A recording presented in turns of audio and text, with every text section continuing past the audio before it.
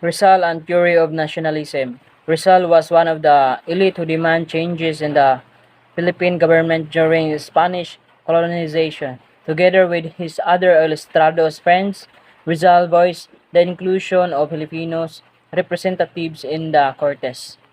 Muna yung kauban niya, si Juan Luna, second is Graciana Lopez, third is Graciana Lopez Haina, Marcelo H. Del Pilar, Antonio Luna, Mariano Ponce, and Felix Resurrection Hidalgo. Rizal fought for equality with the Spaniard. Nakikipaglaban siya, nakipagbatok siya pamagi sa papers sa iyang gibuhat nga libro. He was good in Spanish. Nya, dominated by Spaniard. Napili ang mga Spaniard kay na si Rizal kay bright kayo nya. Grabe ka intelligent ang yang mindset. Rizal urged to learn also increased his desire for reforms. Education opened his eyes to biases in the Philippines and the abuses of Spaniards against the Filipino. The native organized groups and continue to engage in bloody battles to acquire reforms and democracy. Sa diha nga nakigbatok po gyapon sa Rizal sa Spaniard ang mga Pinoy, mga Indio nga tawag sa mga Spaniard nga Indio ang mga Pilipino nakigbatok sila sa kabaguhan o kalayaan sa ilahang pamaagi kay grabe man ka dominant ang ilahang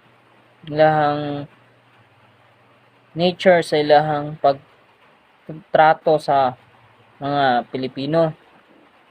When Rizal was in prison, numerous plans to break him out of jail were initiated by the revolting group.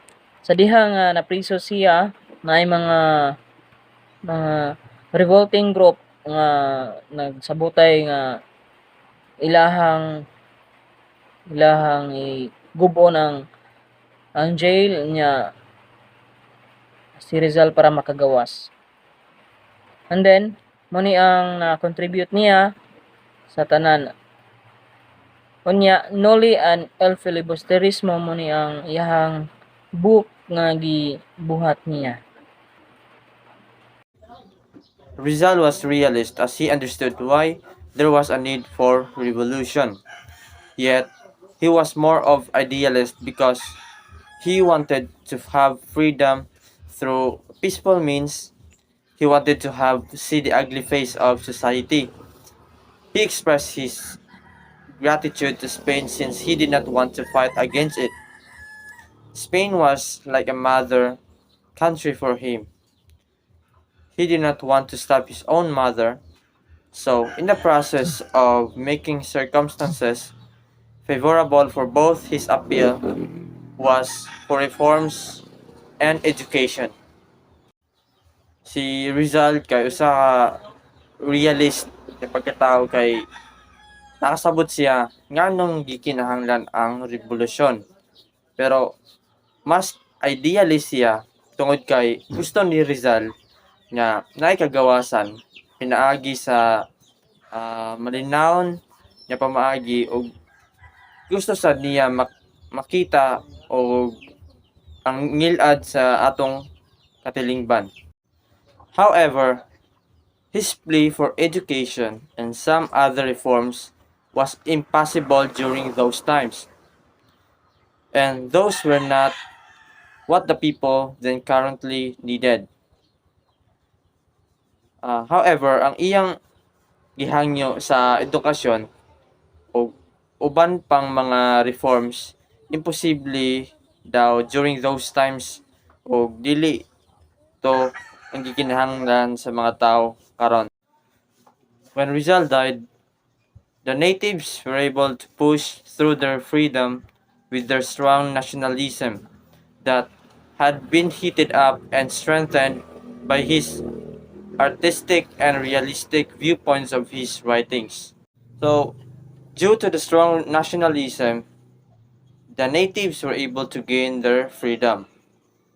He had influenced numerous natives to fight for independence.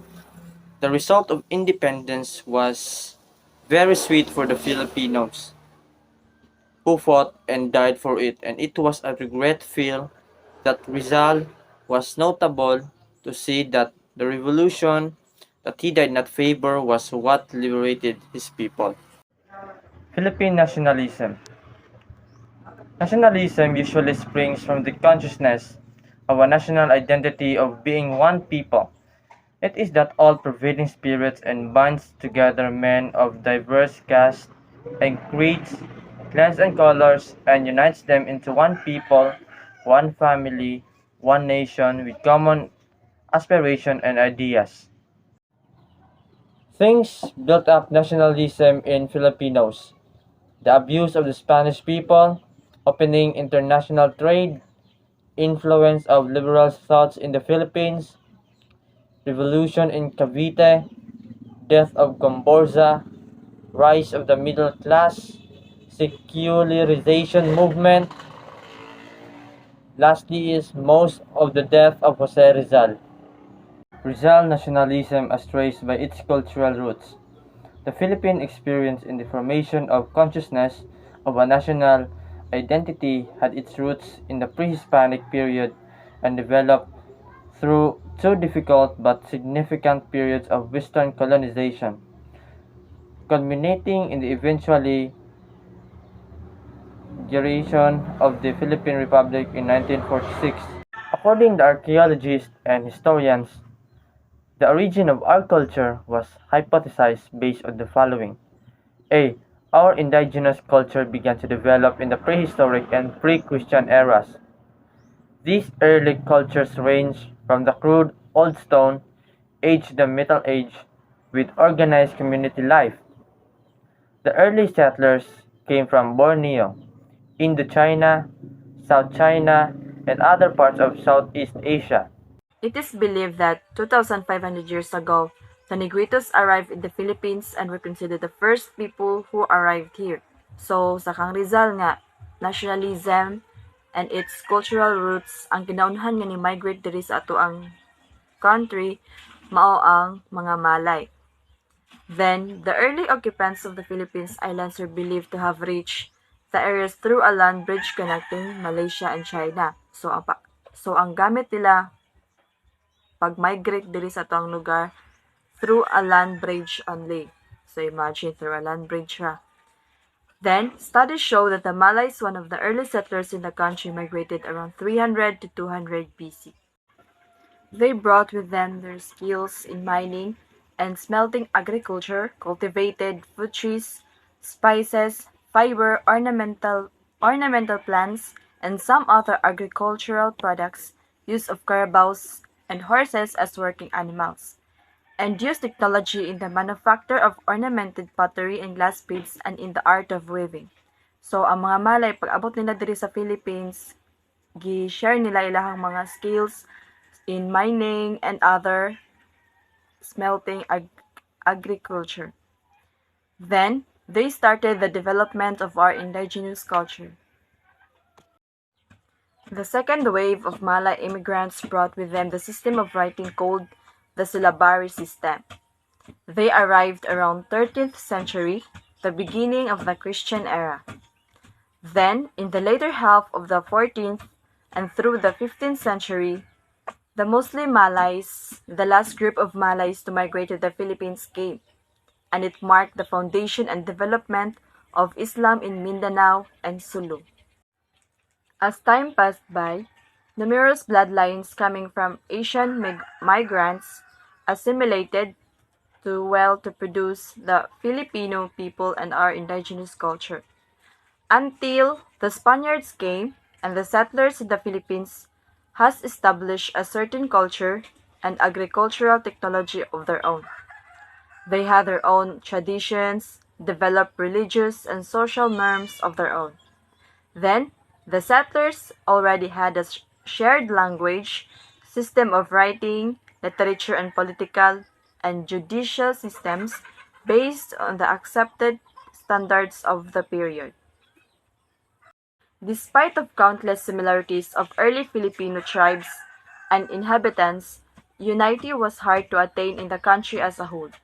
Regardless of the shared territory, social characteristics, and beliefs, the Filipinos remained disunited and were broken into different political factions during the pre-colonial era. Then, their lack of unity and identity make it easier for the colonizers to conquer the Philippines. The country was divided into small independent political groups called barangay, which were constantly fighting for survival. However, it is firmly established that these groups of people molded our identity as a people and gave us a heritage that Western colonization could not uproot in 4 centuries. Filipinos belong to a mixture of races. Centuries of contact with the Western and Asian countries through of trade and colonization made the Filipino race very complex. A Filipino is a combination of the East and West, so the character exhibits curious contradictions and foreigners find hard to understand. Common traits. It is difficult, if not impossible, to define what a Filipino is. So, common traits of Filipinos are difficult to depict. The existence of numerous races, practices, and beliefs have been developed and preserved with the passing of time. All that can be done is to pick out some common to the average Filipinos and to separate those that are obviously Spanish or American. Hospitality. It is part of the Filipino culture and is naturally felt and seen in every household whenever visitors or even strangers pass by. Even a poor Filipino would offer what he has, such as food, shelter, and accommodation to the extent that the owner would sleep on the floor just to make the visitor or stranger feel at home. Close family ties. A family, the most basic unit of society where interaction starts and simple negotiations among its members are held. My my consists of grandparents, parents, and siblings. So Filipinos are family centered. They have always viewed blood to their to be thicker than water. The family come first, creating a close relationship among the members. Respect for elders. Parents always remind their children and say, respect your elders. It is very offending not to hear the words po and opo when the young address older persons. Filipinos consider this practice as a sign of good parenting. Fatalistic. Fatalism in Filipino is best symbolized in the phrase bahala na. It is a phrase that defies translation but which may rendered loosely as come what may. Filipino fa- Filipino fatalistic nature caused by their reliance on faith. Loyalty. So loyalty refers to the faithfulness and trustworthiness to a close companion or a friend. Loyalty is best portrayed through helping one another, not only the benefactor but also his family. For Filipinos, friendship is sanctified, and a small help and favor will always be remembered until the receiver's last draw of life. Jealousy.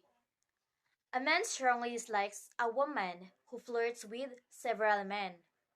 For him, what is his, and yours is yours. What is meant by him is only for him, and even his closest friend cannot kiss his wife, even as brotherly kiss. In short, Filipinos are territorial. Sense of pakikisama. Filipinos are able to fit with other people and set aside their selfish wants. They have inheritance of camaraderie, setting aside individuality and welcoming collaboration.